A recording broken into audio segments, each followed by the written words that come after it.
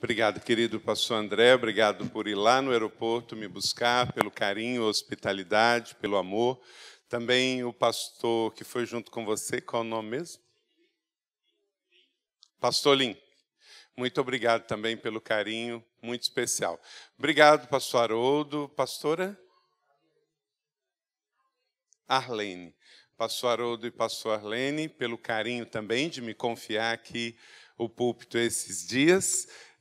A vantagem de pregar mais de uma vez é que você prega uma e ele pode ajustar depois, né? Então, hoje você recebe o original. Amanhã, se houver necessidade, ele ajusta. Aí a gente faz direitinho do jeito que o paizão da casa assim deseja, não é? Mas muito bom conhecer aqui a nossa família. Quando a gente vem para uma cidade e é recebido com amor e carinho, como a Haroldo e a Aline aqui me recebendo, eu tenho certeza que eu estou em casa. E que eu não estou entre estranhos, eu não estou entre pessoas desconhecidas, nós somos do mesmo pai, da mesma família e vamos viver eternamente juntos. Se você não gostar de mim hoje, você vai ter um sério problema, porque nós vamos viver eternamente juntos, né? Então, alguma coisa você vai ter que dar um desconto aí e fazer alguma graça, porque a gente é da mesma família, nós vamos viver eternamente juntos com o papai.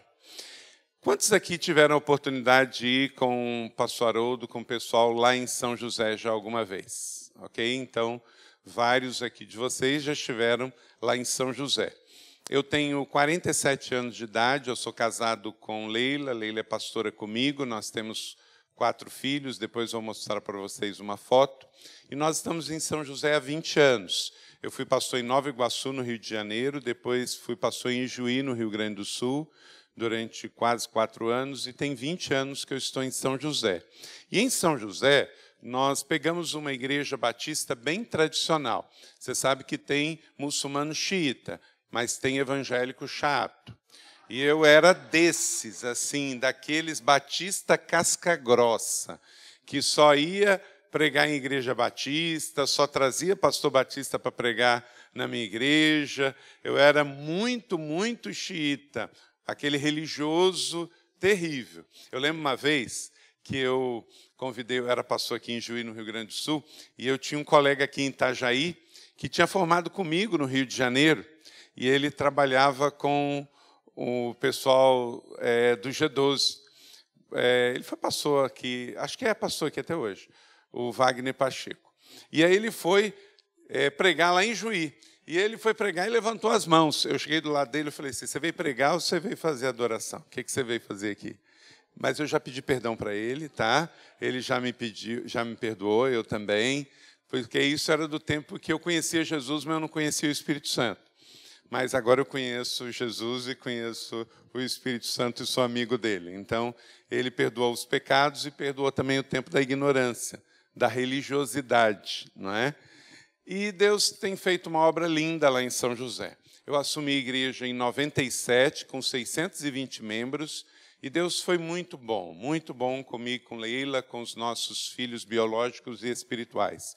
Hoje a igreja tem mais de 16 mil membros, a gente tem visto o amor de Deus todo final de semana, tem muitas decisões para Jesus, todo final de semana temos muitos batismos, a igreja está com 1.400 pequenos grupos, 170 ministérios, estamos com 7 extensões dentro da cidade de São José e plantando mais 17 igrejas. Vou passar um vídeo para aqueles que não conhecem um pouquinho da realidade lá do campus sede, que é o campus Colina. Depois eu vou falar um pouquinho mais sobre o ministério, depois nós vamos trazer a palavra, e você, tendo perguntas, você já vai anotando, e no final a gente pode compartilhar um pouquinho. Amanhã, se você puder, eu sei que tem muita gente que não pode devido ao trabalho, mas a gente vai ter um café dos pastores aqui, e os líderes e pastores que puderem vir, amanhã nós vamos estar falando sobre igrejas que prevalecem. Eu escrevi um livro pela editora Vida, e esse livro foi fruto de 4 pesquisas. Eu peguei o material do Christian Schwartz, Desenvolvimento Natural da Igreja, peguei o material do Paul Wilson, jornalista norte-americano, do pastor Rick Warren, quando ele fundou a igreja de Saddleback, e também do Bill Hybels, da Willow Creek. E eu cheguei à conclusão de que igrejas que crescem em alta performance, com saúde e qualidade no mundo todo, elas têm um DNA comum. E esse DNA comum foi fruto desse livro, publicado pela primeira vez em 2003 pela editora Vida. Ele, inclusive, está esgotado agora, mas dia 15 está saindo já a 10ª edição desse livro, ao longo de 2003 até agora 2017. Muitos têm sido abençoados com o conteúdo deste livro. E eu vou estar falando amanhã sobre essas 25 características de igrejas que prevalecem. E amanhã à noite, então, uma outra ministração sobre saúde e crescimento da igreja. Vamos ver o vídeo.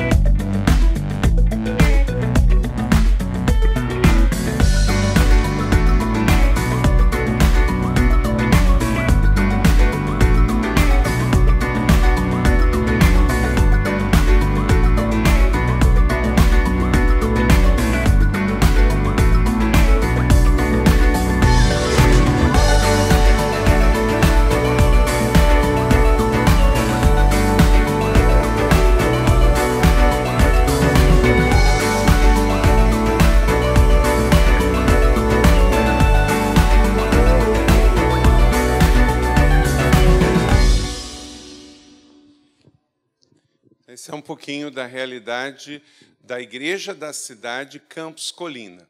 A igreja, então, ela é uma igreja em multi-sites. Na cidade de São José, nós temos o Campos Colina, que é o campus sede. É uma área de 210 mil metros quadrados, à beira da Via Dutra. A gente tem uma área esportiva de 22 mil metros quadrados só para esporte. Aí lá tem o Colégio Inspire, que são 660 alunos, um colégio com princípios cristãos, bilíngue, e um auditório para 6 mil pessoas e um outro para 2 mil. E a igreja, além do campus sede, nós temos mais 7 extensões na cidade de São José, que não são outras igrejas, são outras unidades de celebrações, serviço e ministério. É uma igreja em muitos lugares. E a igreja tem em outras cidades, aí sim nós temos 17 igrejas em outras cidades, que são nossas igrejas também. E tem a rede Inspire de igrejas, que são 300 e poucas igrejas, e que essa igreja faz parte, e que a gente ora por vocês, e que a gente abençoa vocês, e queremos que aquilo que Deus nos deu, que vocês recebam na boa medida, sacudida, calcada e transbordante. Amém? Quero apresentar a vocês a minha família. Pode colocar aí, André. O tema da palavra de hoje é em direção ao destino profético. Pode colocar aí. Isso. Essa é a palavra. Você pode ir abrindo a sua Bíblia em Gálatas, capítulo 1, de 11 a 24. Gálatas, capítulo 1, de 11 a 24. Pode colocar a foto da minha família aí? É a segunda foto. Volta um pouquinho.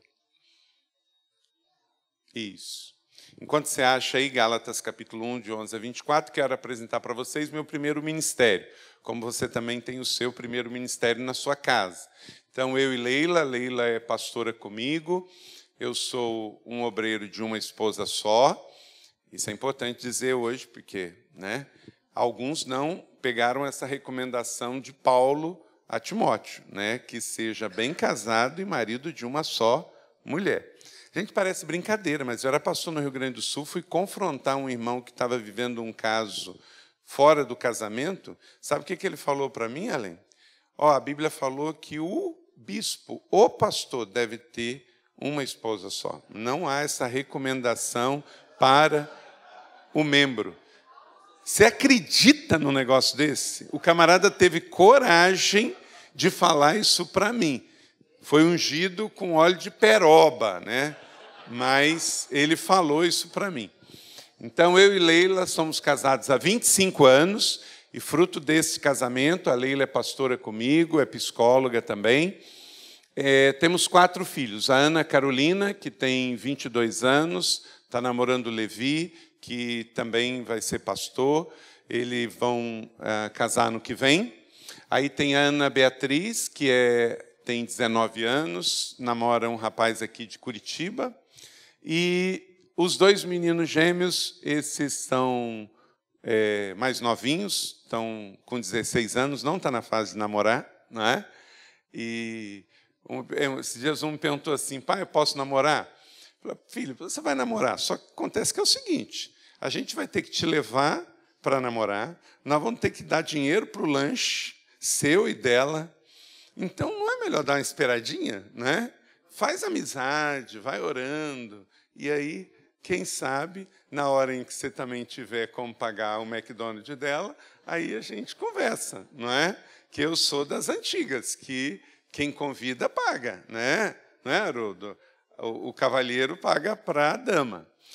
E então essa é a família Paz, que eu brinco dizendo que tem a família Buscapé, não tem no cartoon da Hanna-Barbera? Eu tenho a família Busca Paz, A família Busca Paz. Então, ore por ela. E eles estão lá em São José e sabem que estou aqui com vocês e mandam o carinho, o abraço. A Bia está em Campinas, que a Bia faz faculdade na Unicamp.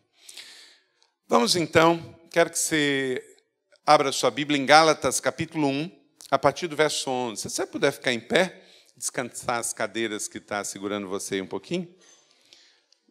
Você está em vantagem, eu vou ficar em pé aqui 1 hora, você está sentado, então, vamos lá. Gálatas 1, a partir do versículo de número 11. Diz assim, eu vou ler na NVI, eu não sei qual é a sua tradução. Se você não tem Bíblia, me acompanhe. Se você tem uma outra tradução, acompanhe na outra tradução. Diz assim, Paulo chamado por Deus. Irmãos, quero que saibam que o evangelho por mim anunciado não é de origem humana. Não o recebi de pessoa alguma, nem me foi ensinado. Ao contrário, recebi de Jesus Cristo por revelação. Vocês ouviram o que foi o meu procedimento no judaísmo, como eu perseguia com violência a igreja de Deus, procurando destruí-la. No judaísmo, eu superava a maioria dos judeus da minha idade. Eu era extremamente zeloso das tradições dos meus antepassados.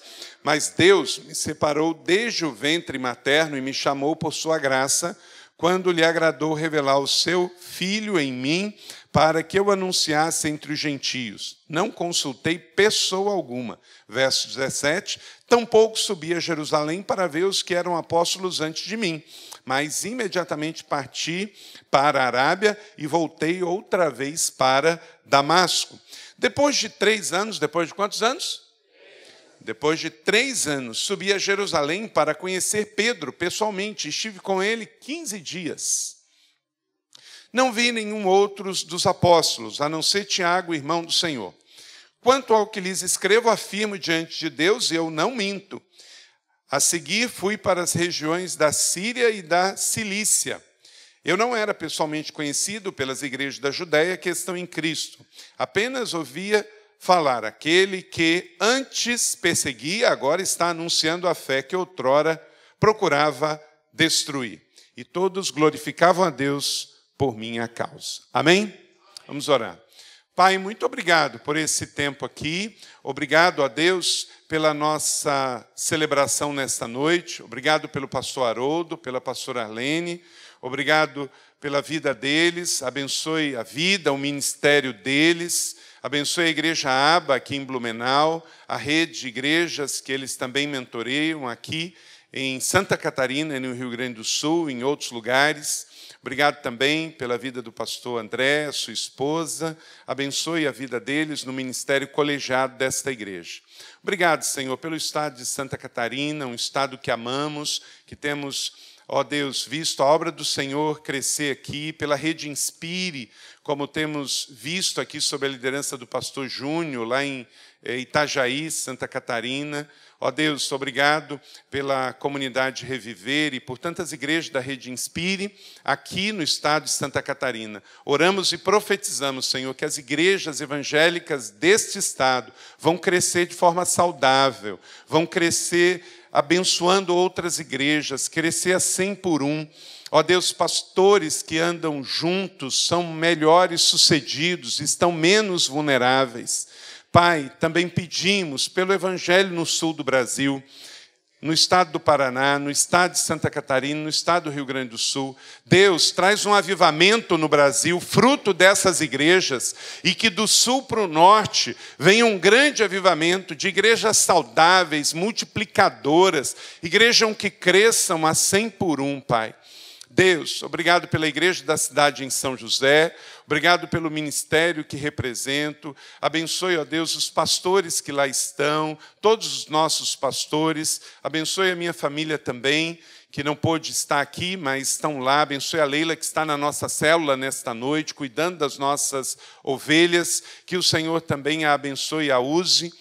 Deus, e peço que o Senhor me use mais uma vez. Há uma palavra que lemos que é do Senhor, que eu seja um instrumento para compartilhar princípios vivos da Tua palavra. O mais importante não é o que eu tenho a dizer, mas o que o Senhor tem a dizer, e que eu seja um instrumento do Senhor. Esconda-me atrás da Tua cruz, que fale não eu, mas o Senhor, e que esses princípios, talvez vai ser uma frase, talvez vai ser um verso bíblico, um ponto, um princípio que vai pegar a mente dos meus irmãos, vai pegar o coração, e eles vão produzir, ó Deus, mudança nas suas vidas pela direção do Teu Espírito Santo. Abençoe cada líder de célula, cada líder de ministério, cada pastor, cada líder aqui desta igreja, cada discípulo, que eles sejam homens e mulheres cheios do Senhor para fazerem diferença nesse mundo. Em nome de Jesus eu oro os abençoando. Amém. Podeis assentar, pega um papel e uma caneta, anota aí. Se tem algum pastor aqui da cidade que veio aqui também, seja muito bem-vindo. É a primeira vez que eu venho a Blumenau para pregar. Eu já tinha vindo a Blumenau no passado umas 2 vezes, mas para turistar. Eu vim pregar, acho que em outros lugares, e acabei dando uma esticadinha até aqui. E comi o chocolate de vocês e pude desfrutar um pouquinho. Mas nunca tinha vindo pregar. Na verdade, a primeira vez que eu vim aqui, não foi nem para turistar. A primeira vez que eu vim aqui foi em 2002, e eu vim na primeira igreja batista conversar com o pastor. Naquela época a gente estava estudando implantar pequenos grupos. E o pastor Edson, da primeira igreja daqui, ele estava implantando células e eu vim conversar com ele. Foi a primeira vez que eu vim na cidade, foi em 2002 com o pastor Edson. Aí depois voltei mais uma vez para turistar e agora a primeira vez com o privilégio de vir aqui trazer a palavra do Senhor. Amém? Queridos, há um destino profético de Deus para cada um de nós. Nós, como crentes, como discípulos do Senhor, e nós não acreditamos na nossa teologia em predestinação. Isto é, uma pessoa nasce predestinado ou a ser salvo ou a ser condenado. A nossa fé é de que Deus escolhe todos para a salvação. Mas também isso precisa haver uma concordância da nossa parte em aceitar esse chamado para a salvação. Deus envia o seu Filho, morre na cruz por todos nós, ele nos elege a todos para a salvação. mas dota o homem de uma coisa chamada livre-arbítrio. E o homem decide crer ou decide rejeitar. Até por isso, porque aí nasce a verdadeira adoração. A verdadeira adoração é fruto de uma escolha. Eu escolho adorar, eu escolho crer, ou eu escolho rejeitar. Então, somos salvos, eleitos por Deus para a salvação, é um convite de Deus, mas decidimos crer ou não. E é por isso que você está aqui, porque você decidiu seguir Jesus, decidiu seguir a fé cristã, decidiu ser parte de uma igreja, ok? Nossa teologia não crê que Deus escolhe alguns para a salvação e outros para a perdição. Porém, logo depois da salvação, cada crente, alinhado com Jesus, com a sua palavra, em comunhão com o Espírito, precisa buscar o seu destino profético. Não é algo com relação à sua salvação. Estamos salvos, selados para sempre, amém? Como diz Lucas 10, uma vez salvo, salvo para sempre, porque uma ovelha na mão de Jesus, ninguém poderá arrebatar. Então, cremos na salvação e não caímos dela. Porém, aqui na terra, nós temos que descobrir o nosso sentido, nosso significado, nosso propósito. Nós não estamos aqui só para receber. Nós não estamos aqui só para consumir. Nós não estamos aqui para chegar numa igreja e ficar salvo, sentado e satisfeito. Nós não estamos aqui só para passar alguns anos. Nós temos um propósito, um sentido, um significado. E eu e você precisamos nos alinhar a Deus, ao seu Espírito, e encontrar esse destino profético que Deus tem para cada mulher, para cada homem aqui, para cada discípulo. E vamos ver, então, à luz da palavra do Senhor, que nós podemos ver, através da vida e ministério de Paulo, que ele descobriu isso depois da sua conversão.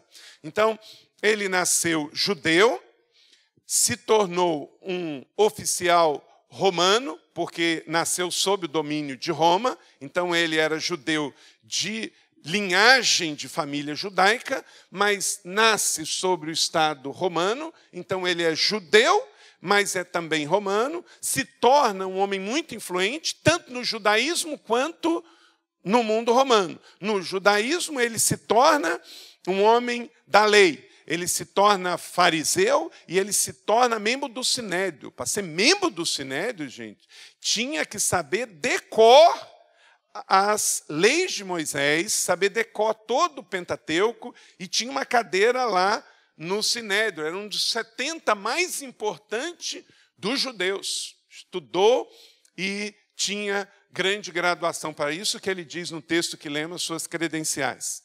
Mas também se torna um importante oficial romano. Mas ele se encontra com Jesus, e indo para caminho de Damasco, entre Jerusalém e Damasco, ele cai por terra, isso está em Atos capítulo 9, e ele fica cego, e depois se levanta, e levanta um novo homem. E aí ele encontra o seu chamado, o seu destino profético aqui na terra. E é lindo, porque Paulo usa todos os dias da sua vida, até a sua morte, em prol desse destino profético que Deus deu. Ele não se dá ao luxo de fazer qualquer outra coisa, senão cumprir o seu destino profético. É interessante como Paulo, as últimas referências sobre Paulo, as últimas referências sobre a vida de Paulo está em Atos 28. Eu gosto muito de Atos. Atos, para mim, é um livro que nós estamos escrevendo juntos. Porque Atos de 1 a 28, conta a história da igreja primitiva. Aí, 28 dá um ponto parágrafo. E aí, Atos 29, esta igreja está escrevendo. Você está escrevendo. Porque nós somos o continuar de Atos. A igreja brasileira é o continuar de Atos. A igreja é Atos em movimento. Por isso que no passado, quando eu era aquele batista tradicional xiita chato, eu gostava de Atas. Mas Atas olha para trás. Agora, como um crente, um cristão avivado, eu gosto de Atos, que Atos olha para frente. Não é? Atos olha para frente, é o mover, é a igreja em processo, é a igreja em crescimento. Paulo, ele tinha um ministério e tinha consciência disso. Colossenses 4,17 diz assim, lê todos comigo. Cuide em cumprir o ministério que você recebeu do Senhor. Todos em uníssono. Cuide em cumprir o ministério que você recebeu do Senhor. Meu irmão, minha irmã, você está no ministério ABA. Ok, aqui é o ministério da igreja. Mas você individualmente faz parte deste ministério.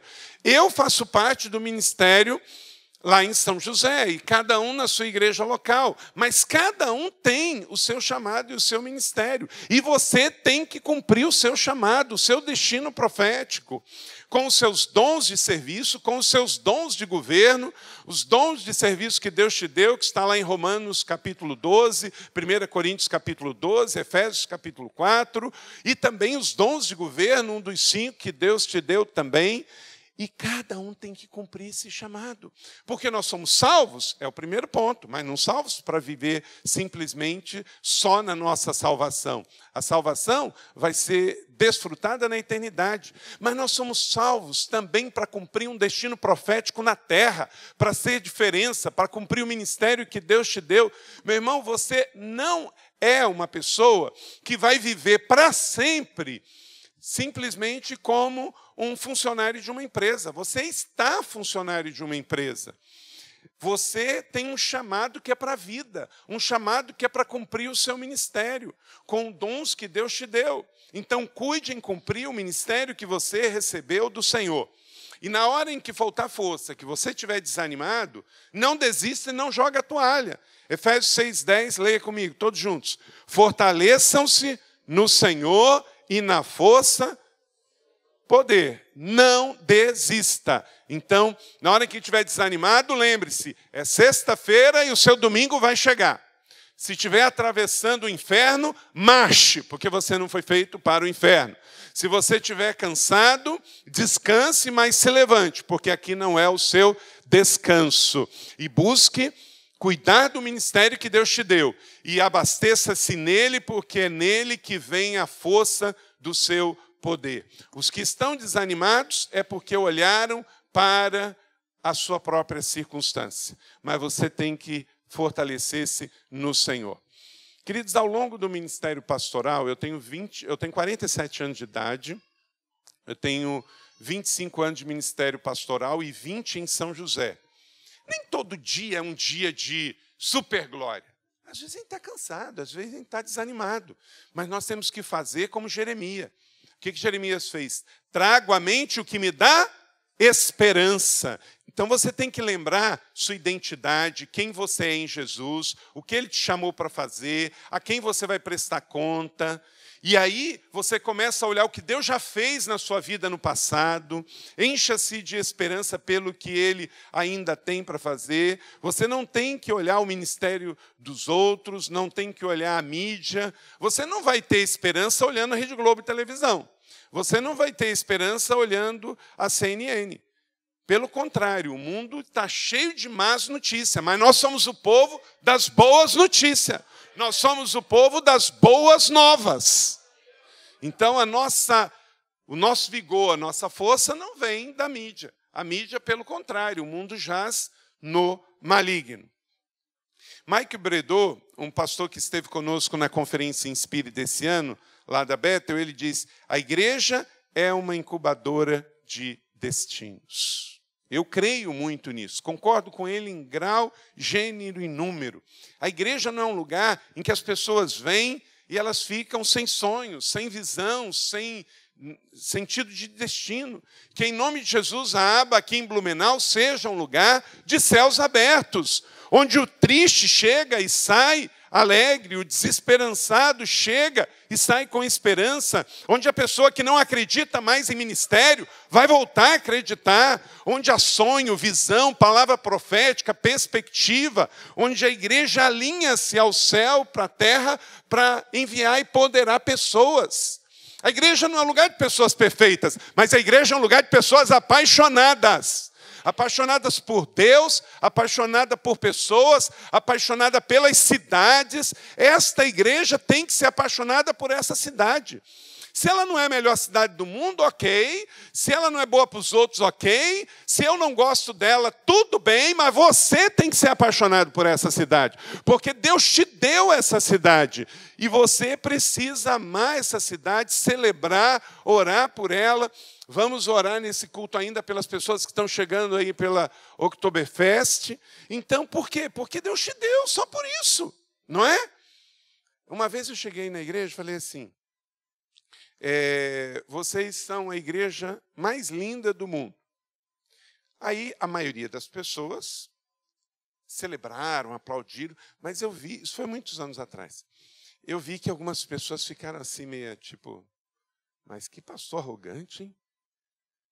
Ele se acha, né? Porque dizendo que a igreja dele é a melhor do mundo.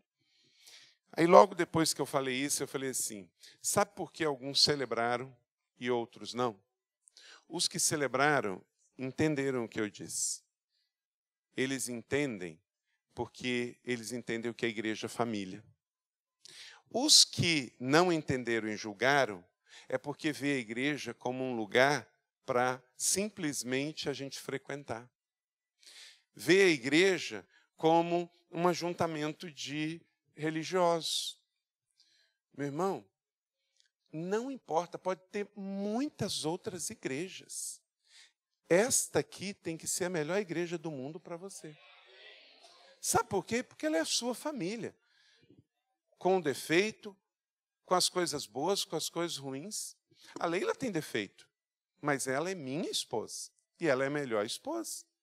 Os meus filhos não são perfeitos, mas eles são os meus filhos, o que fazem deles os melhores e especiais para mim.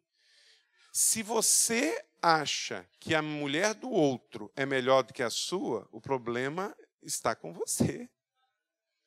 Se você acha que os filhos dos outros são melhores do que os seus, é você que está com problema.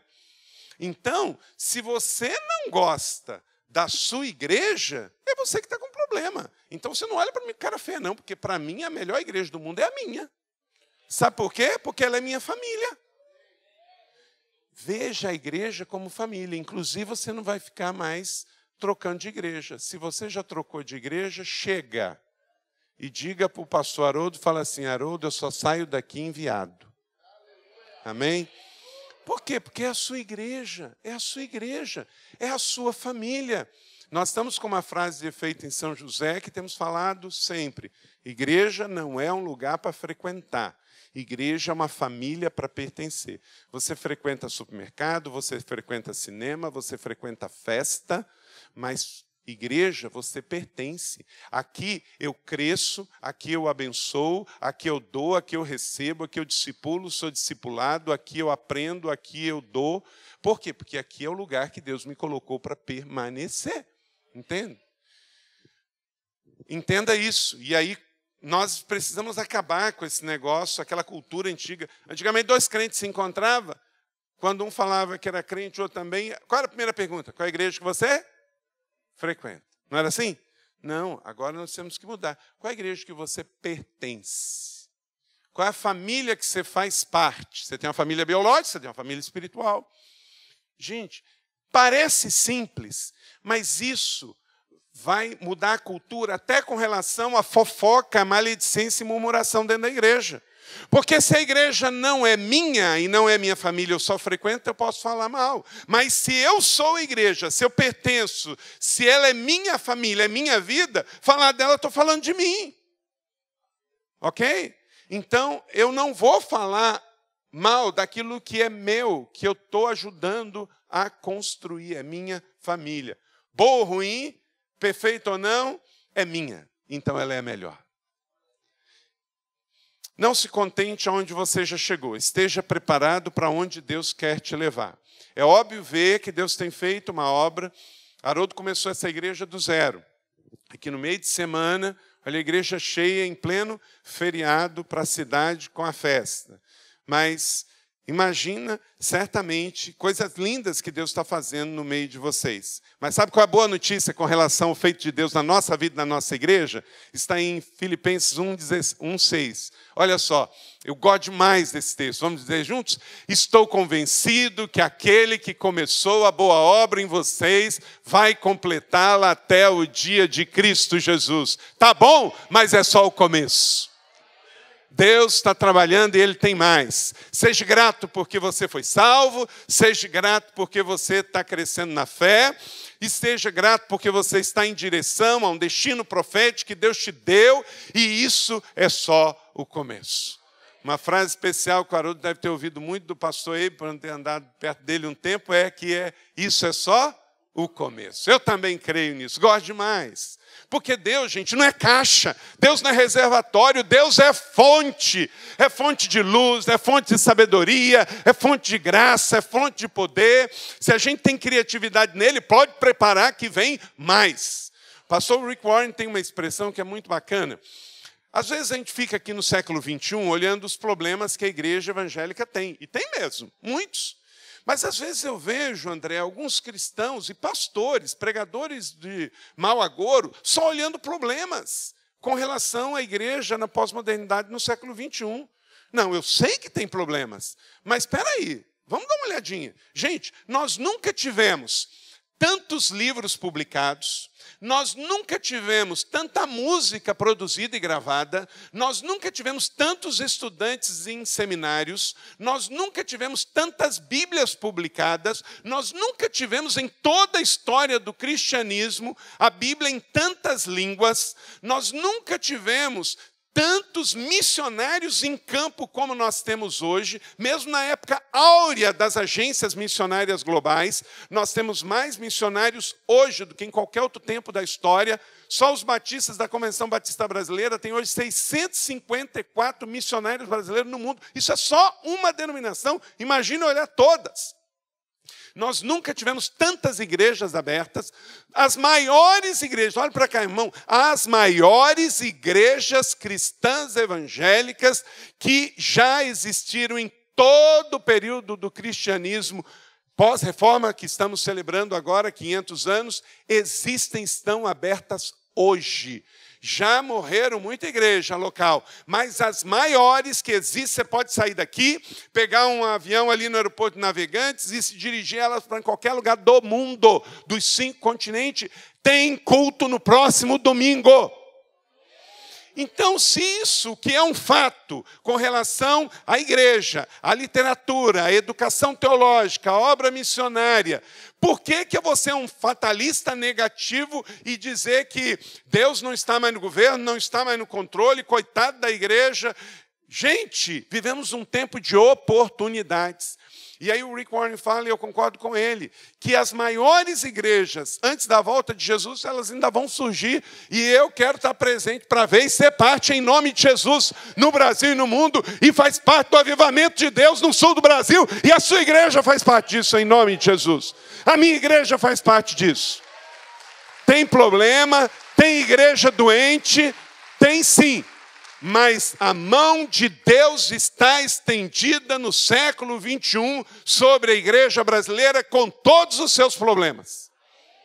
Gente, essa questão que a gente está vendo aí não é a melhor parte do que o mundo tem a oferecer. O que estão fazendo com as nossas crianças, gente, é apelação. O mundo parece com o diabo que ele está jogando todas as fichas. Você sabe assim, quando está chegando no final do jogo, e entra o desespero, porque o diabo está condenado, ele sabe disso, o tempo dele está acabando, então agora parece que é assim, é o desespero, ele está jogando das coisas mais sórdidas, mais nojentas, com mulheres, com sexualidade, com criança, com peste, com tudo que é ruim, por quê? Porque já sabe que perdeu, os sinais se mostram, as coisas estão acontecendo, os sinais estão se cumprindo. O diabo não está no melhor momento, ele está no pior momento, porque ele está perdendo, a igreja está triunfando, e o Senhor Jesus está voltando, eu creio nisso. E aí, gente, como igreja, nós temos que ser assim, igreja com cara de leão. A igreja que está olhando para um tempo de oportunidades. Tem pastor que está acuado, não se posiciona, não fala nada, parece que está assim, como a música de Chico Buarque, eu estou à toa na vida, o meu amor me chamou para ver a banda passar, tocando coisa de amor. Não, gente, nós estamos em período de guerra, nós estamos num período crucial da história da igreja, cheio de oportunidade, não podemos brincar de ser crente, não podemos fazer procrastinação do que Deus nos falou. Há um destino profético dado por Deus para nós. Você recebeu um chamado para a salvação, mas você recebeu um chamado para o ministério também. E Deus te deu um país lindo, Deus te deu plena liberdade de pregar o evangelho e colocou uma igreja, e você pode ir e vir e exercer o ministério. O que nós fazemos hoje aqui é proibido em 60 países do mundo, o livre trânsito de ir e vir em uma igreja e pregar o evangelho. Então é um tempo da graça. O que nós vamos fazer então? Acreditar nisso, que estou convencido de que o Deus que começou uma boa obra em você, Ele vai completar até o dia de Cristo. Então, a obra só está no começo, Ele vai completar, Ele não vai largar a gente pelo caminho, Ele vai continuar fazendo algo grande até a volta do seu Filho, Jesus Cristo. E para que a sua igreja viva plenamente esse destino profético, à luz desse texto que lemos, primeira coisa, você tem que crescer na visão do sobrenatural. Chega um momento, gente, em que não dá para ir só com o que a gente aprende no seminário, o que a gente aprende na escola bíblica, o que a gente aprende de um modelo de igreja, o que essa igreja aprende na Rede Inspire, o que essa igreja aprende do modelo celular, o que ela vai aprender de um bom pregador que vai passar aqui. Tudo é importante. Mas o mais importante, como diz Paulo, verso 11. Vamos ler juntos? Irmãos, quero que saibam que o evangelho por mim anunciado não é de origem humana. O que ele está dizendo? Que nós lidamos com um negócio, gente, que é divino. É céu, terra. É sobrenatural. Então, você que fez doutorado, glória a Deus. Você que fez mestrado, aleluia. Você que fez bacharel, ótimo. Isso tudo é importante. Paulo não está desprezando o ensino acadêmico. Ele foi estudante aos pés de Gamaliel. Ele estudou as leis mosaicas. Ele teve que decorar coisa. Ele não está dizendo que isso é importante, não é importante. Ele só está dizendo que ele crê num evangelho que é sobrenatural. Você sabe por que você já reparou que lá em Efésios capítulo 4, Deus traz quantos dons de governo? 5. O que a igreja evangélica tradicional fez com os 5? Batista, metodista, presbiteriano, né? Pegou e fez o seguinte: ok, vamos promover e cuidar bem dos pastores, que está lá, pastor, dos mestres e dos evangelistas. Todas as igrejas tradicionais do Brasil, históricas, viram a presença desses 3. Foi ou não foi? Evangelistas, pastores e mestres. Mas o texto não para aí. Diz que Deus deu também o quê? Apóstolos e... Não, mas deixa esses quietos, que esses caras mexem demais com a igreja. Esse pessoal aí a gente não consegue controlar, não. Dono de igreja não dá conta dessa turma. Profeta confronta a gente. E eu não quero ser confrontado, eu quero ter tudo sob controle. Apóstolo leva a gente ao desconforto. Quando a gente está gostando daqui, aí tem que ir adiante, tem que plantar mais igrejas, tem que enviar missionários, tem que partir para novos desafios. Em outras palavras, gente, tá os 5 dons de governo. Não daria para dizer que não é bíblico, porque o mesmo apóstolo que escreveu dos 3 falou dos 5. O que a igreja fez? Ignorou. Você quer matar uma ideia na sua igreja? Ignore. Eu fiz isso. Quando eu estava em São José, peguei uma igreja muito tradicional, tinha algumas coisas na igreja baptista, sabe? que é assim, bem tradicional. Tinha a tal da união feminina missionária, união masculina missionária, o corpo diaconal. Pensa bem, corpo diaconal. Gente, corpo dentro do corpo, só se for corpo estranho. Não é verdade? Agora, eu não acabei com nada disso. O que eu fiz? Parei de falar. Parei de dar horário nobre. Por quê? Eu queria implantar pequenos grupos. O corpo diaconal não cuidava do pastoreio, cuidava da vida do pastor, mas não do pastoreio. Então ele foi perdendo relevância. Os dons de profeta na igreja foram morrendo. Os dons de apostolado na igreja foram morrendo. Aí ficaram os três, porque eram os três que foi, durante 100 anos, valorizado na igreja histórica. Você pode ser evangelista, você pode ser pastor e você pode ser mestre. Ora, se é esses que a gente vai celebrar e incentivar, é esse que as pessoas vão buscar. Os outros a gente nem fala, porque tirar da Bíblia não podia, né? Não podia falar assim, vamos abrir a Bíblia em Efésios 4, mas na hora que falar dos apóstolos, vocês riscam. Na hora de falar dos profetas, vocês riscam. O que está acontecendo hoje, gente, antes da igreja de Jesus voltar? Nós estamos restabelecendo os 5 dons de governo da igreja.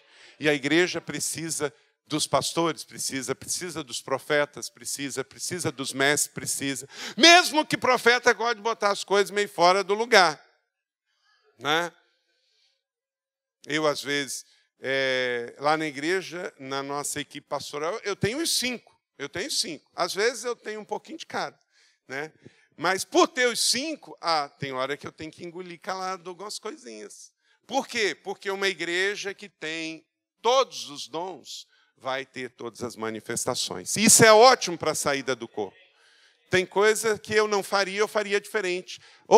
A igreja não tem que ser como eu gosto, como eu quero. A igreja tem que ser como o Espírito Santo de Deus quer que ela seja. E por hora eu vou me sentir desconfortável. Às vezes tem pessoas que falam assim, mas a igreja da cidade é do jeito que o Carlito gostaria que fosse. Não sabe dar conta um terço. Eu falo lá, dos 400, a igreja tem 400 pessoas empregadas. Se eu pudesse demitir a metade. Quando eu falo isso, eles olham, quem é? Eu falei, mas aí já não pode. Aí você está querendo informação demais, sim. Aí você está querendo informação demais. Né? Por quê? Porque a igreja não tem que ser do jeito que eu quero que ela seja. Claro, eu sou pastor, eu sou líder, eu tomo decisões. Eu não tomo uma decisão naquela igreja grande sozinho. E, por vezes, a minha decisão não é a que eu acharia ser tomada. E eu exponho a nossa equipe colegiada. Crescer na visão do ministério sobrenatural. Ter convicção. A igreja não é de origem humana. É por isso que a gente faz jejum, é por isso que a gente faz propósito, é por isso que a gente faz coisas que uma empresa não faz. Porque a igreja não é de origem humana. Ela está no mundo, ela, por uma questão funcional, ela tem prédio, ela tem CNPJ, mas ela não é isso, isso é meio. Se você quer ir em direção ao seu destino profético, saiba que a aba é maior do que esse prédio. Saiba que o ministério da aba é maior do que a sua estrutura. E o seu CNPJ, a sua estrutura humana, jurídica, administrativa e financeira, é só um meio para operacionalizar algo muito maior. Amém? 2. Buscar experiências pessoais com Jesus. Verso de número 12, leia comigo. Não recebi de pessoa alguma, nem foi ensinado, pelo contrário, recebi de Jesus Cristo por revelação. De novo, Paulo não está dizendo que não é importante estudar, Paulo não está dizendo que não é importante ter cultura, ele só está dizendo que, além do primeiro ponto, de você ter experiências de crer no sobrenatural, você tem que buscar experiências pessoais com Jesus. Ele teve um encontro com Jesus. Sabe que Muitas pessoas precisam, na nossa igreja, ter um encontro pessoal com Jesus. Ainda não tiveram. Os piores membros de igreja não são os que tiveram mais encontro com Jesus. Foram os que não tiveram encontro com Jesus.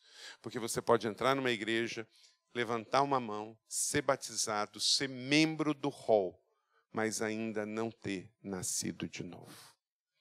Ainda não ter tido uma experiência genuína de conversão.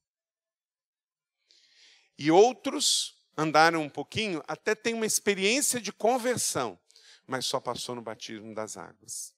Então, igual os cristãos de Éfeso. Quando estive em Éfeso, é tão bacana você ir nas terras bíblicas. Eu já estive em Israel 7 vezes. Cada vez que eu vou, como essa que eu fui agora, a última vez a gente visita um lugar que não tinha ido.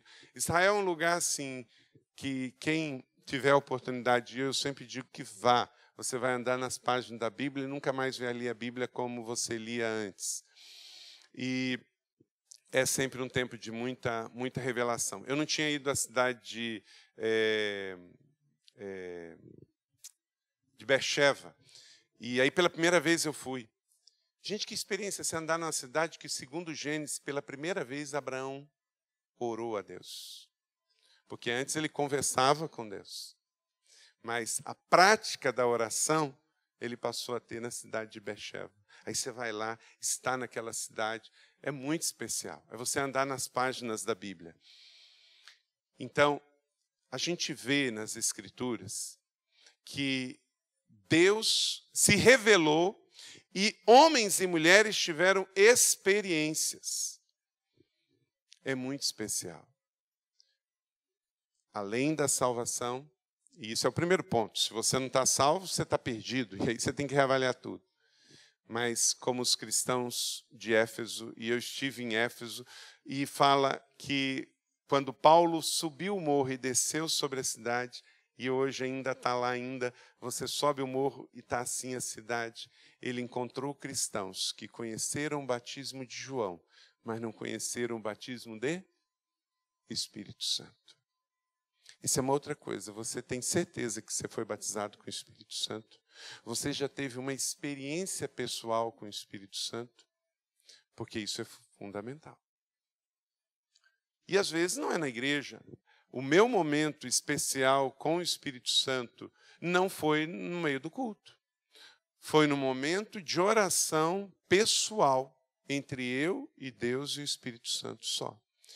E eu tive o meu momento de experiência de batismo com o Espírito Santo. Existem duas coisas que não aprendemos na sala de aula e com os livros e que somente Deus, por meio de um encontro e revelação, vai te dar, que é a experiência de nascer de novo e a experiência de intimidade com Ele. Você pode ler bons livros, você pode estudar em bons seminários, você pode fazer muitas viagens e conferências, mas você precisa da sua experiência com o Espírito Santo. Recentemente eu fui para um retiro lá em São José, e eu fui para a montanha, e eu tive uma experiência com um anjo Gabriel. Não vou ter o tempo de contar aqui isso com você, mas eu tive uma experiência com esse anjo. Isso é doutrina? Não.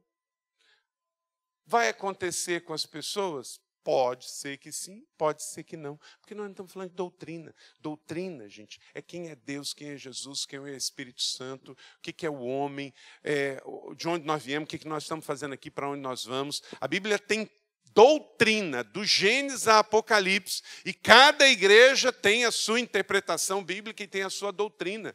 É muito importante, você tem que ter suas convicções doutrinárias, como Pedro diz que temos que estar pronto para responder a cada um a razão da nossa fé. Mas não é disso que eu estou falando. Nesse segundo ponto aqui, você tem que ter experiências com o Espírito Santo.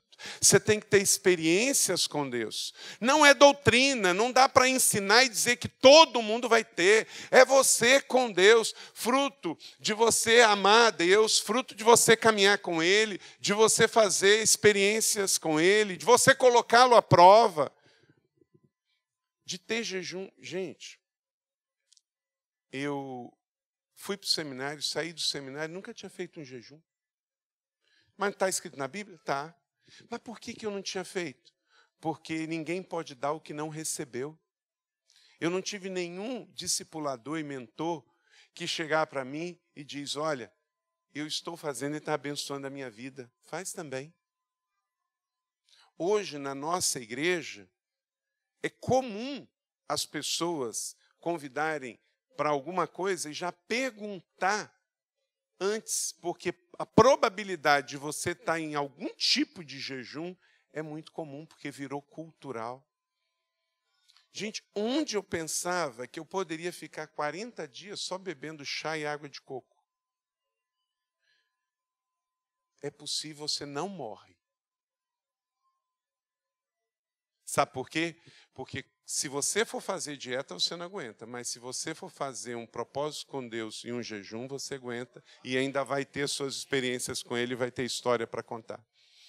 Agora, sabe qual é muito comum? Você proclama um jejum e fala assim, irmãos, vamos passar 40 dias sem carne. O camarada no segundo dia não deu conta, não. Ele já entrega antes de tentar. Meu irmão, é melhor você ir e ficar firme, e lá no final do 10º dia pedir para Deus te ajudar, do que você jogar a toalha no primeiro dia. Ou nem tentar e dizer, eu não posso. Tem gente que critica Pedro, porque Pedro afundou. A maioria dos crentes nunca teria nem saído do barco. Pedro, pelo menos, saiu e começou a andar. Chegou lá na frente, ele errou. Reparou no vento, reparou. Não devia ter reparado, não devia. Mas pelo menos ele foi. E até hoje nós contamos essa história. Agora, a maioria dos crentes não sairia do barco. Então, nós precisamos, de fato, e aí é cada um consigo e com Deus. De vez em quando, vai ao monte orar. Ah, pastor, tem doutrina do monte? Tem não. É só porque lá significa um sacrifício, lá significa um tempo de ausência das vozes. Aqui na cidade a gente ouve muito vozes. E você não é espírita para ficar ouvindo voz. Você, por vezes, tem que pegar a sua biblinha e pegar um papel e uma caneta e tirar um tempo só para ouvir Deus, só para ouvir o Espírito Santo e ver qual a visão que Ele tem para você. Nós estamos fazendo um devocional de Oswald Chambers. Se vocês não estão fazendo, aconselho, façam. Escolham um ano, façam tudo para ele. E o de hoje, Oswald Chambers fala sobre a importância de você ter a visão. Nós somos um povo agraciados, porque nós somos aqueles, e ele fala disso com relação a 1 Coríntios, capítulo de número 1, que fala sobre a santificação. Nós somos o povo que crê na visão de sermos santos, mesmo ainda não sendo totalmente santificados. Mas nós cremos. Por quê? Porque aquilo que Deus prometeu, Ele já fez. Nós somos o povo que tem uma visão. A visão, gente, é o que Deus dá para frente para a gente. E quando a gente acorda, a gente pega essa visão. E como uma visão, pode ser que ela não seja muito clara, mas com o passar do tempo, eu vou andando em direção à visão. E se eu vou andando em direção à visão, o que vai acontecendo? Você vai ver a direção ficando mais clara, porque ela vai ficando mais nítida, porque se ela está lá na frente, eu dou um passo hoje, um passo amanhã.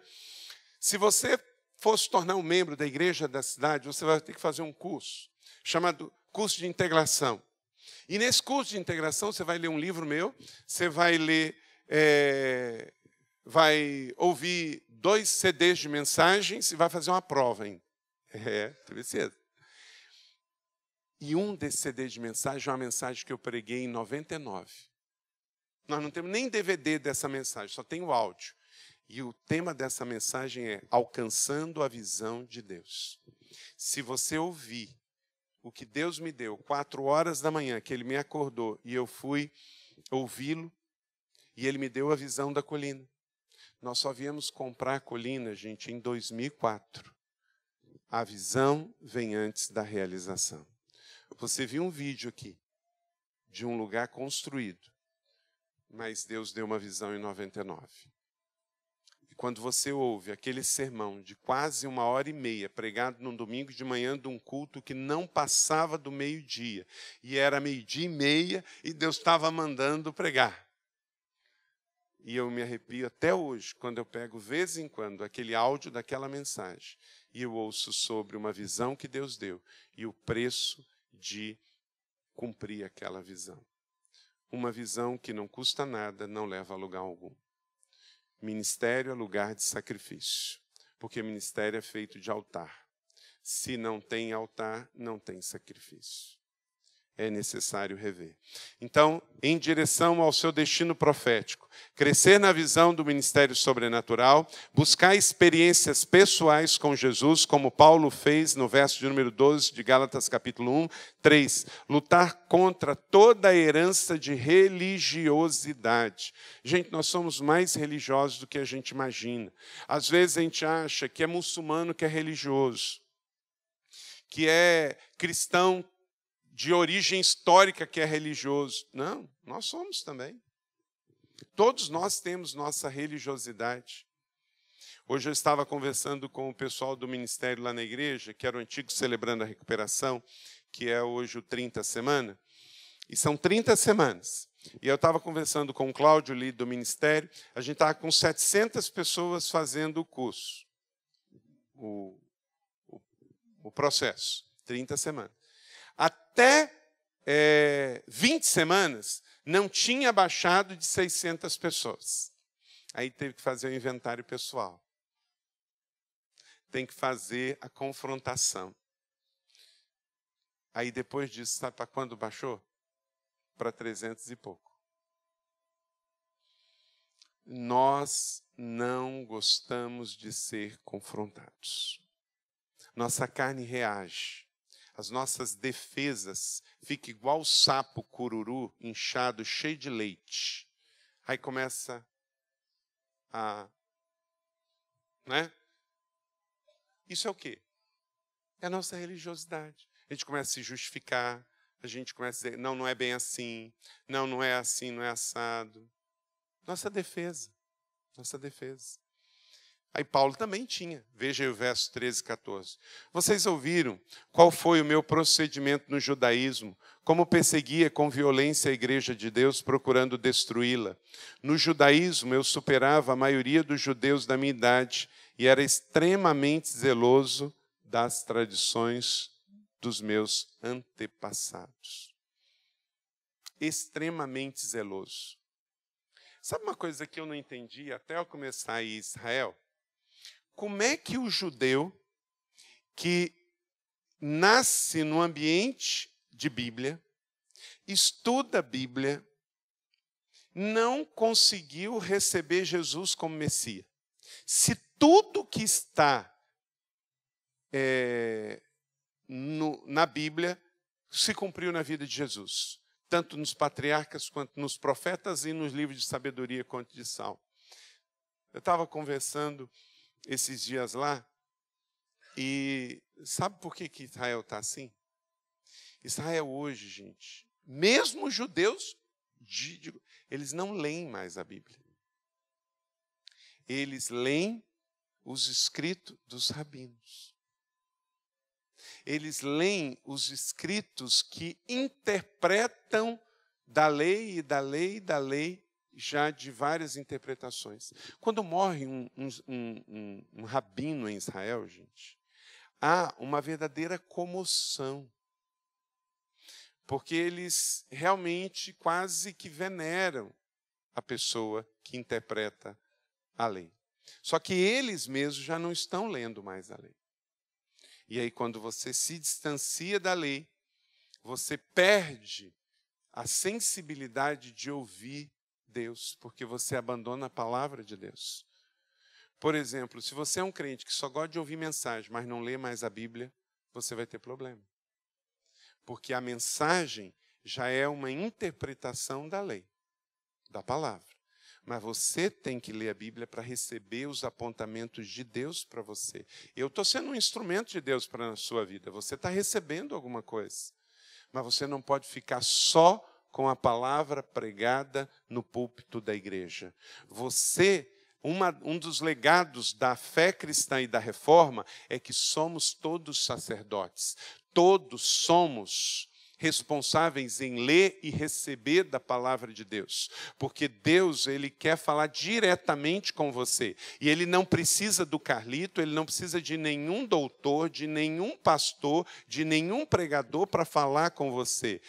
A minha vida é um instrumento, é um plus para você. Mas você tem que ter a tua relação direta com Deus, você tem que ter o seu tempo pessoal com Deus, e isso é pessoal e intransferível. Celebre ouvir boas pregações, ame ouvir os seus pastores, mas não dependa deles para se alimentar espiritualmente, e em primeiro lugar, tenha o seu momento pessoal com o Senhor. Jesus nos ensinou no Sermão da Montanha: entra no teu quarto, fecha a tua porta e o teu Pai que está em secreto te ouvirá. Para inclusive confrontar as suas religiosidades, você se confrontar e mudar. O que você produz por si mesmo gera orgulho carnal e humano. Mike Bredor diz que o espírito de paternidade gera 5 coisas na nossa vida. Ele confronta o espírito de religiosidade, ele gera 5 coisas. Gera identidade. A pessoa que não é religiosa, ela tem identidade. Ela sabe a quem pertence, ela sabe quais são os seus dons, ela sabe no que acreditar, pertencer, tornar, estar cheio, ser forte, porque tem identidade. Eu sei que eu tenho um pai, esse pai me ama e eu sou um filho amado do meu pai. Espírito de paternidade leva a orfandade embora e gera identidade. Outra coisa, gera comunidade. O senso de comunidade. Eu sei que eu pertenço a uma comunidade. Então não tem que ser a minha vontade, mas a vontade de Deus da comunidade. E eu tenho que respeitar também a realidade do outro, o momento do outro, a necessidade do outro. Eu sei que eu tenho que me importar com o que o outro também está vivendo. Tem que ser o senso do todo, do bem comum, o espírito da unidade. Há uma outra coisa que gera o espírito de paternidade que vence a religiosidade: maturidade. Maturidade. Você dá sentido, prazer, realização, satisfação. Você vê Deus nos outros. Você abre mão do prazer momentâneo para construir um legado futuro. Você muda a sua maneira de ver a vida.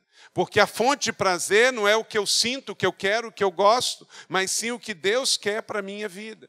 O mundo hedonista está aí, as pessoas estão cometendo desatinos, tudo em nome do que elas sentem de prazer no momento, e esquecem do legado eterno.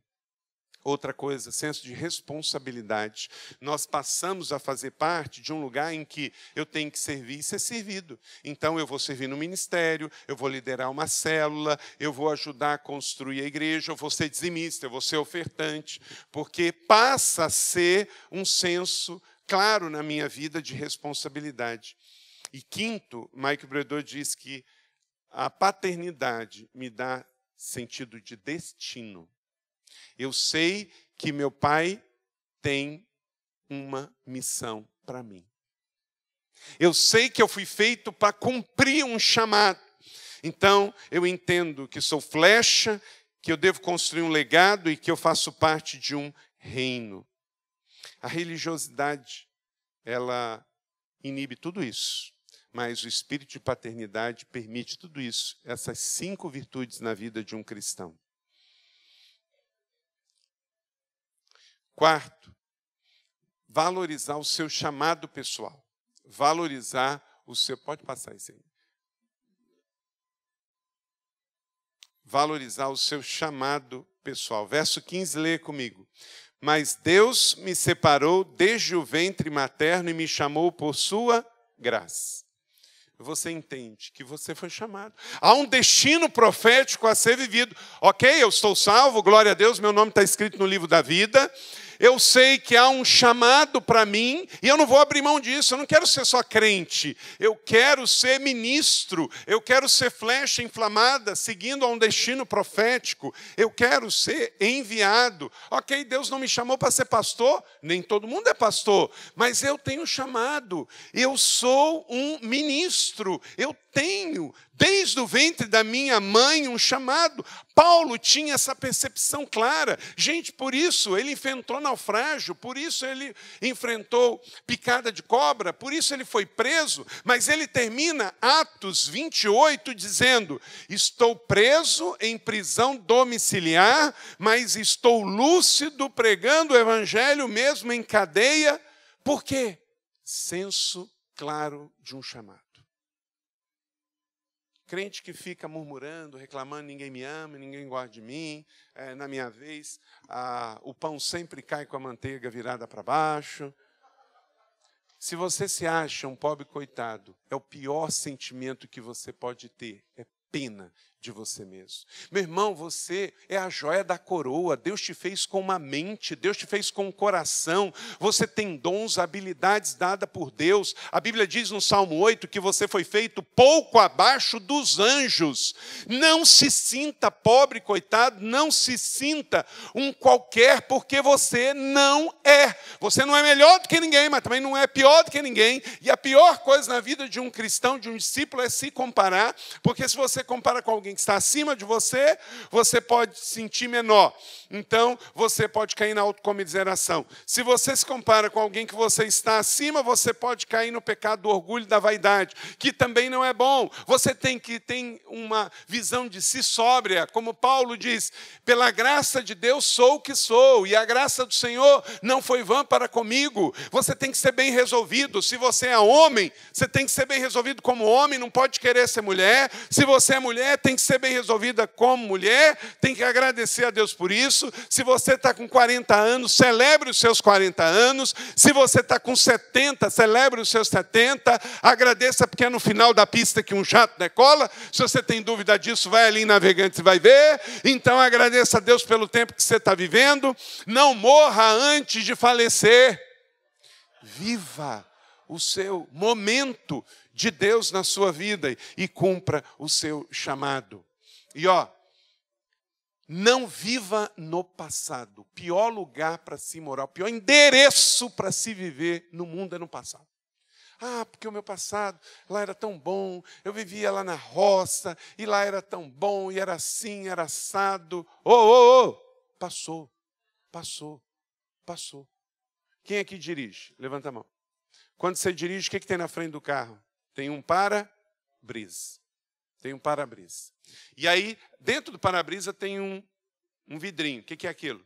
Retrovisor.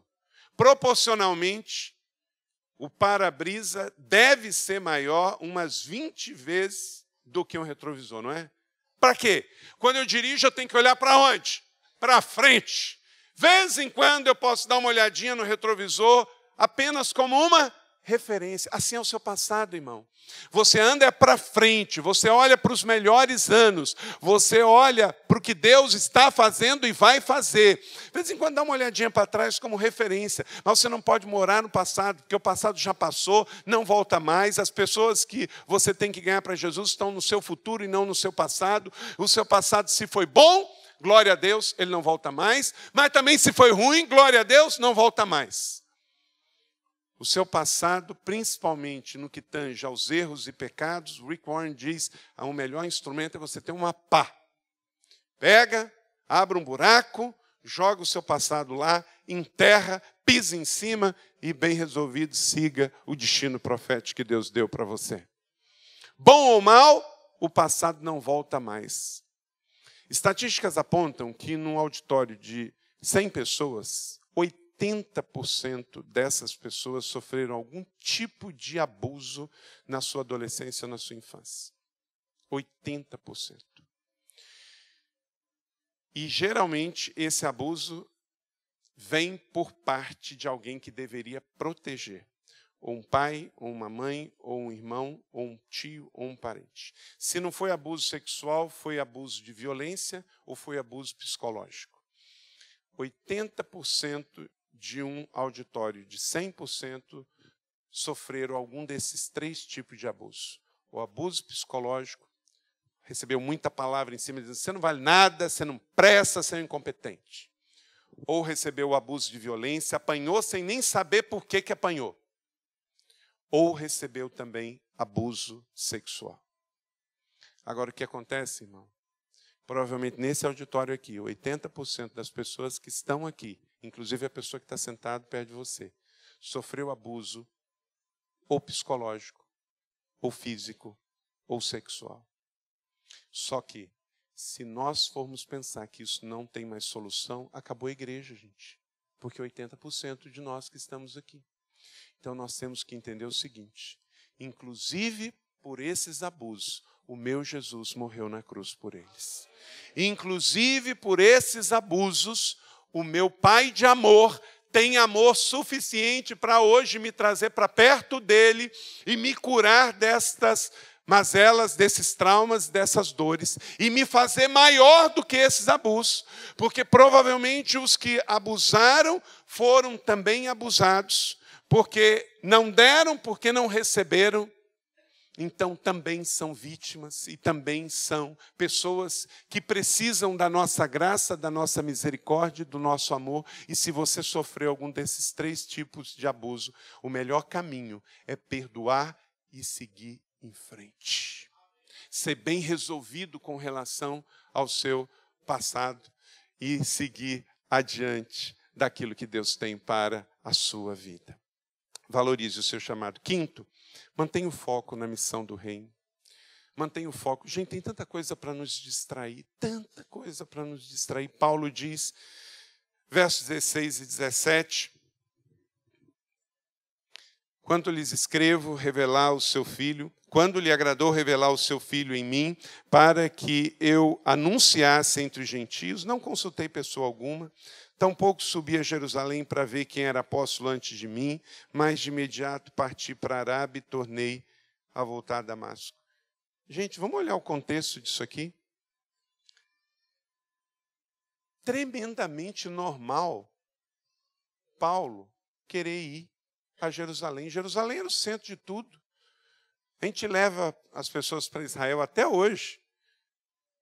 A maior ansiedade das pessoas é chegar a Jerusalém, que geralmente a gente leva. Vai primeiro em Tel Aviv, depois vai na Galileia, depois vai no Mar Morto e termina em Jerusalém. E aí todo mundo quer ir para Jerusalém, quer ir para Jerusalém. Isso é assim, gente, desde a vida toda. Todo mundo queria ir para Jerusalém, porque em Jerusalém estava o templo. Jerusalém não é o melhor lugar de Israel, não. O melhor lugar de Israel é na Galileia. Mas, não, Jerusalém. Paulo conhecia Jerusalém. Paulo foi criado em Jerusalém. Paulo conhecia o templo. Não era justo, agora que ele se converteu, ele vai no templo num outro paradigma. Ele tinha ido ao templo como religioso, agora ele quer ir ao templo como adorador de Deus vivo. Agora ele quer ver os irmãos da fé que ele perseguia. Agora ele quer ver os discípulos do Senhor. Mas nem tudo que é bom para você. Nem tudo que é bom para agora. Você tem que manter o foco naquilo que Deus te mandou fazer agora. Tem muita gente que chega para a gente e fala assim: olha, eu tenho uma ideia para você. A ideia é ótima, só não é agora.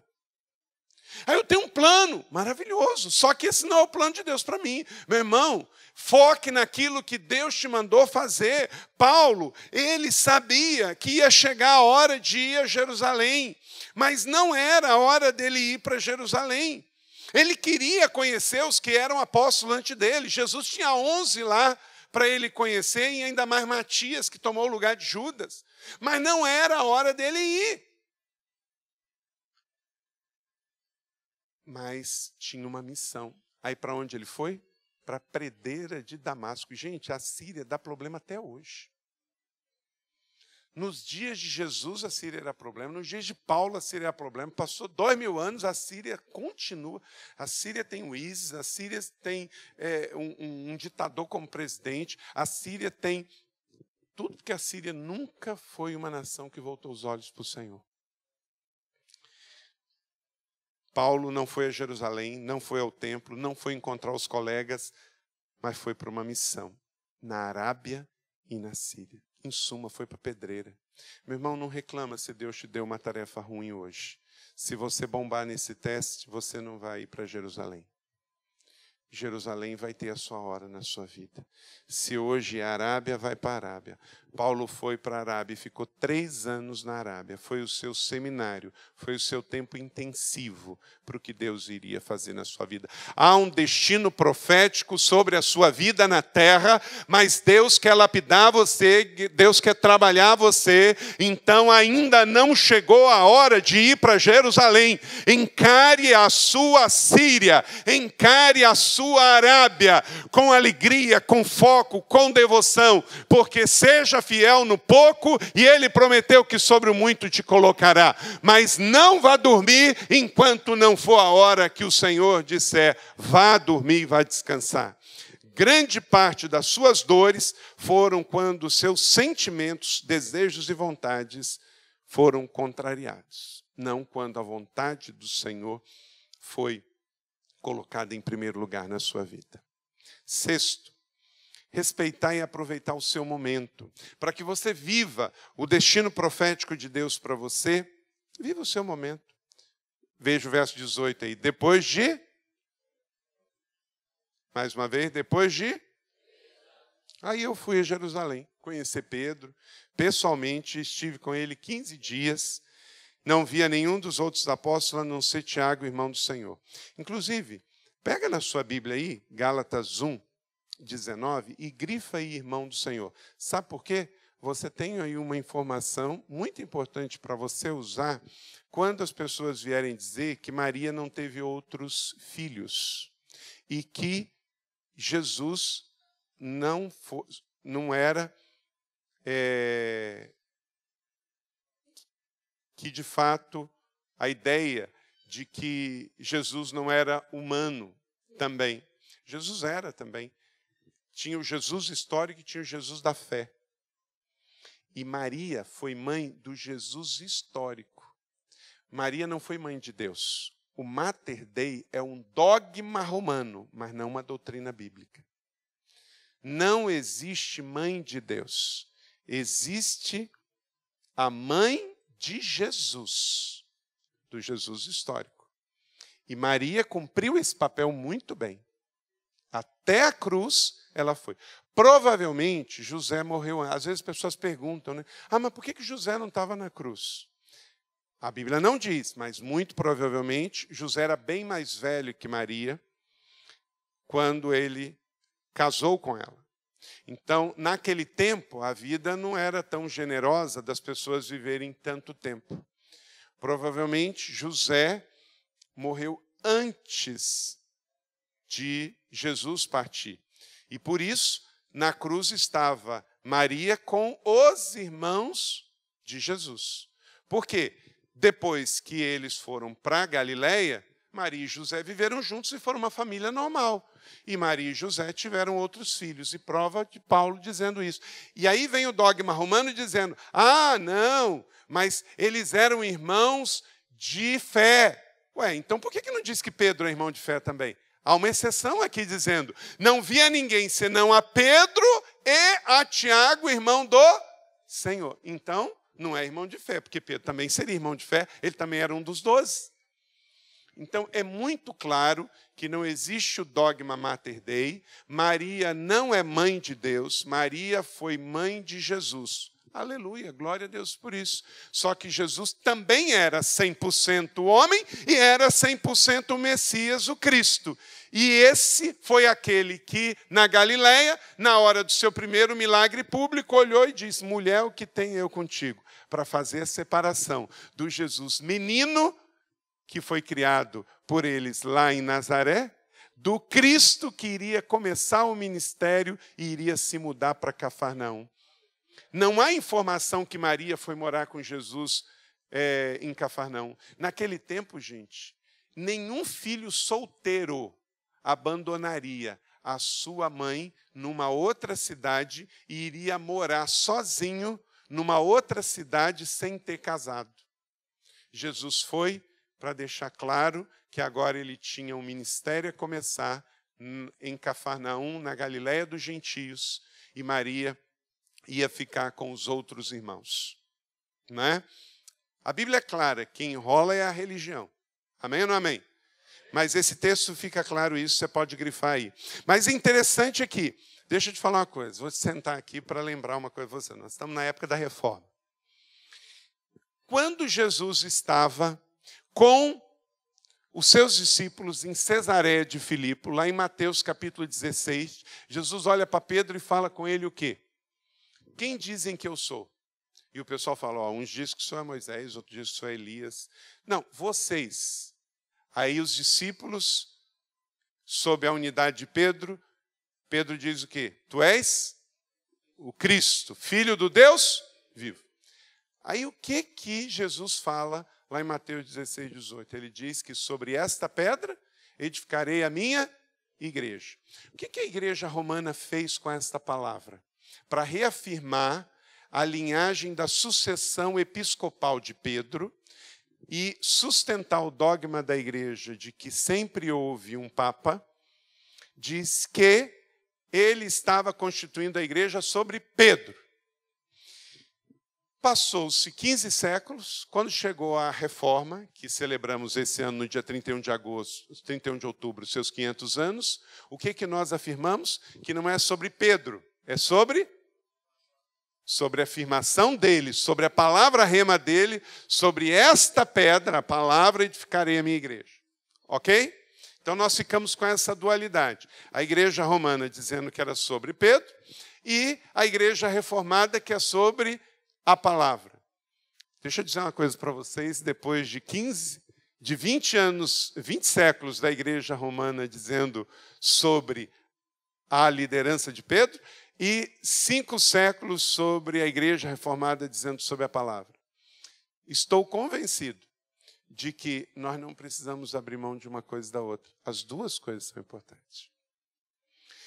A palavra é a base, é a coisa mais importante. Eu acredito, de fato, que Jesus estava se referindo à palavra dele, que a palavra é a base. Até porque ele mesmo diz também em Hebreus, passará os céus e a terra, mas minhas palavras não passarão. Diga comigo, a palavra é a base da igreja. Não tenho dúvida, concordo 100% com a fé reformada. Mas eu não preciso, para crer que a palavra é a base reformada, rejeitar o dom de liderança e acreditar que a igreja é estabelecida também sob a liderança. Pedro significava algo fundamental para a igreja. Gente, vamos falar aqui, a aba, ela está sob a palavra, ok? Mas vocês não seguem a liderança do seu pastor. Não segue? O pastor Haroldo não é o homem de Deus que ele colocou aqui para que vocês o liderem? Amém? Ok. Isso não significa que ele é a única pessoa de liderança na igreja. Porém, Deus deu a liderança dele. Em função disso, gente, a gente ficar só na palavra, o que a igreja fez ao longo dos anos? Desprezou o dom de liderança da igreja. E muitas igrejas, o pastor falando e nada é a mesma coisa. O pastor liderando e nada é a mesma coisa. Paulo não pensou assim. O que o texto diz? Paulo, o que ele fez? Vai para o ponto seguinte. Olha o que ele fez. Olha só. Passei olhando com Pedro pessoalmente. Quantos dias, gente? 15 dias. Um insignificante que não tem nenhuma liderança e nada a dizer, eu vou ficar com ele 15 dias. Pedro não era um qualquer um. A igreja evangélica pode dizer que ele não era papa, ele não era bispo, mas ele era a pessoa mais importante de liderança humana depois da ascensão do nosso Senhor. E fica claro isso aqui para Paulo. Gente, quando Paulo se converteu, Pedro já estava liderando a igreja há 15 anos. ele era um líder. E é interessante, o Senhor instala tanta liderança sobre uma pessoa colérica, sanguínea, fleumático e tudo num dia só. Porque viu o coração dele. E lá na beira do lago da Galileia diz, você me ama? Amo, então cuide das minhas ovelhas. Você me ama? Ama, então cuide das minhas ovelhas. Você me ama? Ama, então cuide das minhas ovelhas. Porque a base para o Senhor confiar a liderança não é ser perfeito, é amar e cuidar. Se você ama o Senhor e você cuida das ovelhas do Senhor, Deus tem um ministério apostólico sobre a sua vida. Então, nós não precisamos abrir mão de uma coisa e outra. Meus irmãos, vamos amar a palavra sim, mas vamos honrar nossa liderança também. Porque tem muito crente aí que fica aí dando uma de crente orgulhoso. Não, porque o negócio é a palavra. Aí é a palavra. Mas é insubmisso, é fofoqueiro, é maledicente, não serve à sua liderança. Mas que palavra é essa, gente? Os batistas têm uma expressão. Não, porque a palavra é a nossa regra de fé e prática.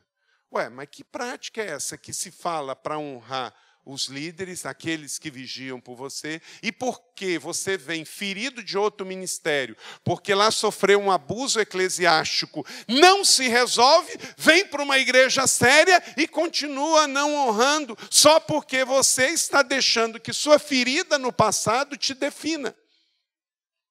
Você não é a sua ferida. Se você passou por um ministério e você foi abusado eclesiasticamente, você tem que rever isso e consertar isso com você e com Deus. Mas você não pode trazer a sua ferida para um novo ministério e projetar isso sobre o seu novo pastor se ele não tem nada com isso. Entende? Pedro era o líder que Deus colocou sobre aquele ministério. E Paulo reconheceu isso e falou, agora depois de 3 anos, gente, pensa bem, 3 anos, ele ainda vai em Jerusalém e quem que ele encontra liderando a igreja? Pedro. E fica com Pedro numa mentoria, num discipulado intencional, 15 dias. Gente, se o cara não tivesse para dar, Paulo, inteligente, esperto do jeito que era, não ficava com ele, Haroldo, nem um dia, quanto mais 15. É porque ele tinha o que dizer, era porque ele tinha o que ministrar, era porque ele era um líder excepcional da igreja do Senhor Jesus. Se nós vamos dizer que ele era bispo ou não, que ele era papa ou não, isso é o de menos. Inclusive, olha para cá, se você precisar de um título para liderar a sua igreja, você está roubado. Gente, eu não sou presidente da nossa igreja. A igreja tem 16 mil membros, eu não sou presidente. Eu não assino cheque da igreja, eu não entro na tesouraria da igreja, eu não controlo. Porque também tem uma outra coisa, ou você controla ou você cresce. Eu preciso receber relatórios, porque em cima dos relatórios eu tomo decisões, mas eu não controlo. Eu não controlo. Aprendi isso com um mentor meu. Sabe por quê? Se eu controlar, a igreja tem data para crescer e tamanho. Por quê? Porque eu sou um só. A igreja é muito maior do que a gente. Ela é um movimento de Deus na terra. Tem pastor que precisa ter uma cadeira aqui na frente para dar um sinal para a igreja. Ele precisa de um certo tipo de terno, um certo tipo de gravata, um certo tipo de anel. Uma vez eu fui pregar numa igreja e o pastor está na churrascaria e fez um cheque para me dar uma oferta. E ele assinou e me deu o cheque. Eu fiquei super constrangido, mas constrangido, eu queria sair correndo.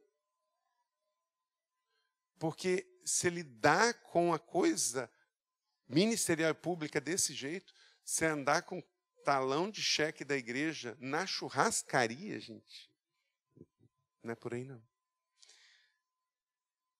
7, ser verdadeiro em todas as etapas. Verso 20. Quanto ao que lhes escrevo, afirmo diante de Deus que não minto. Gente, por que Paulo teve que dizer isso para a igreja, inclusive escrever, André? Porque tinha líder que não falava a verdade. Você está pensando que pastor mau caráter é coisa de hoje? Gente, ontem e hoje tem pastor, apóstolo, bispo, presbítero, patriarca, profeta, diácono, que não vale uma nota de R$3. Ué, ora, se fosse redundância, para que ele ia dizer? Olha, escrevo para vocês e olha que eu sou um cara que eu não minto. Ué, gente, por que teve necessidade de ter um concílio na cidade de Jâmia, lá na Turquia, para escolher os 27 cartas que viraram os evangelhos e as cartas do Novo Testamento? Porque já estava circulando um monte de heresias. Quando Paulo está no porto de Mileto, lá na Turquia, e se despede da igreja em Éfeso e fala assim, sabe qual é a maior tristeza? Eu nunca mais vou ver vocês. E quando eu entrar no barco e for para Jerusalém, vão vir bestas e vão trazer falsos ensinamentos e vai corromper vocês. Por quê, gente? Então, meu irmão, você não precisa ficar apavorado porque você está vendo os negócios na televisão aí, você acha esquisito. Eu também acho, mas isso não me abala. Quando eu vejo notícia de que pastor foi preso, o camarada pegou avião, botou $10 mil dentro da Bíblia e foi pego lá pela polícia, o FBI em Miami, quando a gente soube aí que a igreja está envolvida na Lava Jato, quando a gente viu a Dilma falando lá em São Paulo, o Salmo 23, meio lusco-fusco, assim, lá numa igreja em São Paulo. Gente, isso tudo me entristece, mas nada abala a minha fé. Não é nada, nada, nada. Porque em nada ponho a minha fé, senão na graça de Jesus. E se você ler a Bíblia, você vai ver que picareta sempre teve. Gente, Jesus tinha 12, teve um tesoureiro ladrão. Na minha igreja, nenhum pastor bota a mão em dinheiro. Sabe por quê? Se eu tiver um problema com um membro que rouba da igreja, o estrago é 1. Se for um pastor, o estrago é 10. Não tem. Eu não parto do pressuposto que eu vou esperar ver para acontecer, porque eu conheço que a carne é fraca. Então, simplesmente assim. Nossos pastores, nós temos 38 pastores. Se alguém vier na hora do culto, nós temos um momento que passa as salvas. Ok. Então, não vai passar de novo. Então pode ser que alguém chega, e eu cheguei depois que passou, pastor, aqui está o meu dízimo, e vem com o envelope. Nenhum pastor pode pegar. Sabe por quê? Vem o André, aqui estamos em culto, passou o momento do ofertório. Aí chega o André é membro da igreja, e chega no final do culto, pastor, o senhor poderia levar para a tesouraria amanhã para mim? Lá no fundo da igreja tem alguém olhando. E eu não tenho que esperar aquele irmão julgar ou não julgar. O que ele viu é que eu recebi do irmão André e botei no bolso. Se eu vou ou não entregar aquilo, não interessa. Então, o que a gente faz? André, vem cá. Vem aqui comigo. Aqui tem um gasofilaço. Foi fundo agora, hein? Gasofilaço. Eu quase fiquei genuflexo diante da augusta presença do Senhor. Aí o André coloca lá.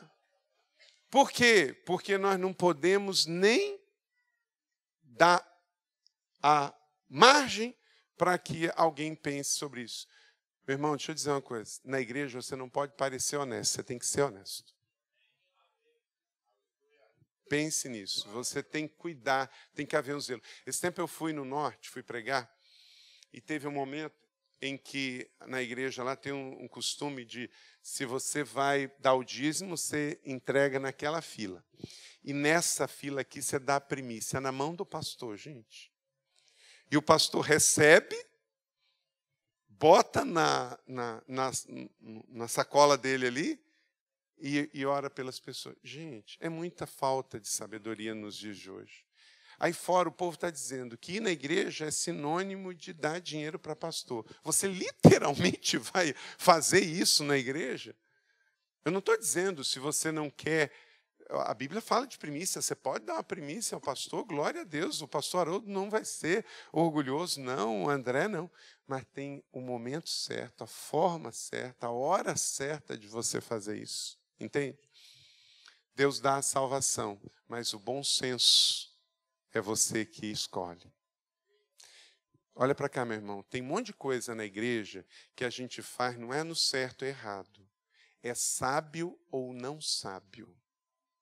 É essa avaliação que você tem que ter. É errado o pastor fazer isso? Errado não é. É pecado? Não é. Mas não é sábio fazer. Então, na fé cristã, ainda mais nos dias de hoje, tem um monte de coisa que a questão não é certo e errado. Se é sábio ou não sábio você fazer, entende? Seja verdadeiro em todas as etapas. Fale a verdade, porque do contrário a mentira vai condenar você. 8. Esteja disponível para abraçar novos desafios. A seguir fui para as regiões da Síria e da Cilícia. Aí depois ele foi. Ok. Vou para qualquer lugar, desde que seja enviados. 9. Evidenciar um testemunho de mudança e crescimento em direção ao seu testemunho, seu destino profético. Você tem que mudar. Uma coisa é o que você era no passado, mas hoje você tem que mostrar crescimento. A Bíblia diz que a vida do justo é como a luz da aurora que vai crescendo, crescendo, brilhando, brilhando até ser dia perfeito. Você vai de glória em glória. Meu irmão, você não tem que estar perfeito hoje, mas sua vida cristã desse ano tem que ser melhor do que do ano passado. Você tem que crescer. Diz o verso 22 e 23, capítulo 1 de Gálatas, eu não era pessoalmente conhecido pelas igrejas da Judeia que estão em Cristo, apenas ouviam dizer, aquele que perseguia agora anuncia a fé que outrora procurava destruir. Então, ele não tinha ainda ido às igrejas da Judeia, e lá tinha muita igreja. Ele só vai lá 3 anos depois que se converteu, mas a fama dele já tem chegado. Sabia que tem pessoas que eu convido para ir na igreja por causa do testemunho. E tem pessoas que eu não convido por causa do testemunho? Ué. Porque o seu testemunho sempre chega primeiro que você, bom ou mal. Então você tem que cuidar com o seu testemunho. Porque bom ou mal ele vai chegar primeiro do que a sua presença. E 10. Gerar glória para o nome do Senhor. Verso 24, coisa linda. E é assim que a gente tem que viver. Vamos lá? E glorificavam a Deus por minha causa. Gente, às vezes a gente é tão religioso. Eu lembro que eu estava no Seminário do Sul, tinha uma música do grupo Prisma, um grupo antigo, adventista, muito antigo. A gente não crê na teologia dos adventistas, mas a música eles fazem direitinho. Aí, ainda bem que eles não botam da teologia dele nas músicas, né? E aí, tinha uma música do grupo Prisma que dizia assim, que possamos ser fiéis aos que nos seguem. E eu lembro que na minha formatura, foi um coro cantar, e eles mudaram, Helene, essa letra. E escreveram assim, que possamos ser fiéis a Jesus Cristo. Gente, que religiosidade. A letra é tão bonita, dizia que possamos ser fiéis aos que nos seguem. E aí botaram que possamos ser fiéis a Jesus Cristo. Isso me marcou. Espera aí, por que eu não posso ser fiel aos que me seguem? Só se eu estou andando muito ruim para não gerar nenhum seguidor. Meu irmão, pelo contrário, um dos motivos porque você tem que ser fiel é porque você tem gente seguindo você. Tem gente olhando para você. E se você cair, vai fazer um estrago na sua família, na sua célula, na sua igreja. Então, cuide e fique de pé. Eu tenho que sempre pensar nos meus filhos biológicos, nos meus filhos espirituais. Você imaginou se amanhã vocês ouvem dizer aí, e o pastor Carlito se divorciou, foi morar com uma menina e tal. Espera aí. E os que me seguiam? E os meus discípulos? E os meus filhos na fé? E como é que fica a Rede Inspire? Como é que eu vou encarar o pastor Júnior lá em Itajaí? Como é que eu vou encarar o pastor Haroldo aqui em Blumenau? Espera aí. Eu devo a vocês. Temor, tremor, responsabilidade, zelo. Você está levando pessoas a glorificarem o nome do Senhor ou você está levando pessoas a se escandalizarem em nome do Senhor? É uma questão de escolha e decisão. Gente, nós estamos vivendo um tempo que pastor evangélico está no 3º casamento. E continua pastoreando e não bota o cargo à disposição. Espera aí, para que eu quero descer. Você pode ser gerente de banco divorciado, mas pastor fica complicado. 2 Timóteo 4:5, cumpra plenamente o seu ministério. Deus vai fazer crescer, em 1 Coríntios 3:6, diz que Deus faz crescer, mas nós temos a ver com o crescimento da igreja também. Gente, quantos pastores, por estarem andando direitinho, por serem amigos de Deus, suas igrejas estão crescendo? Mas quantos pastores que suas igrejas cresceram e eles deixaram de honrar a amizade de Deus e as suas igrejas capotaram? Seu ministério só vai crescer se você crescer. E crescer em todos os sentidos. Ocupe-se com aprofundar e Deus vai dar um enlarguecer. Marta Medeiros diz o seguinte: crescer custa, demora, provoca dor, mas compensa. É uma vitória secreta, sem testemunhas. O adversário somos nós mesmos. Que Deus nos abençoe. Amém? Recebe essa palavra da fé? Que ela chegue sobre a sua vida e multiplique na boa medida.